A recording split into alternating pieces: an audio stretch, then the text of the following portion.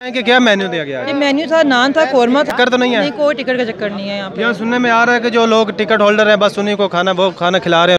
हम पाकिस्तानी लोग हैं और यहाँ पे इसलिए आ रहे हैं कि जो लोग यहाँ बैठे हुए हैं खान साहब के लिए हैं। यहाँ पर क्या लगता है कि लोगों को खाना जो है ठीक ठाक मिल रहा है और लोग जो है पेट भर के खाते हैं?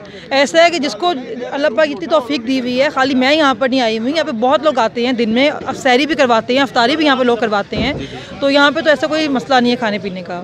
तो यहाँ पर जो लोग होते हैं या कोई मतलब रोला भी डलता है खाने का, और इस तरह उनको क्या पैगाम देना चाहेंगे? वो तो जाहिर है जब जहाँ पे भी लोग इकट्ठे होते हैं और इस तरह का मसला हो जाता है। खाना हमने देखा बहुत बड़ी वाफिर तादाद में होता है, उसके बावजूद जो लोग जो है सब्र नहीं करते 5 मिनट और खाना ज़्यादा भी करते हैं। हाँ, मैं कहूँगी थोड़ा सब्र किया करें, हर एक को भी खाना मिल ही जाता है, अल्लाह पाक के सबके लिए इंतजाम किया ही होता है। थोड़ा सा हौसला किया करें और थोड़ा सा तहम्मुल का मुजाहरा किया करें। पीटीआई टाइगर्स को क्या पैगाम देंगे आप? टाइगर्स को ये पैगाम दूंगी, डट के खड़े रहें और खान साहब के साथ रहें। इंशाल्लाह हमारा वक्त आने वाला है और खान साहब वापस आने वाले हैं इंशाल्लाह। नाज़रीन, आपने सुना रमज़ान करीम का जो है दूसरा अशरा शुरू हो चुका है और यहाँ पर जो है लोगों को काफ़ी बड़ी तादाद में लोगों को खाना खिलाया जा रहा है। मैं हमारे साथ मौजूद थी।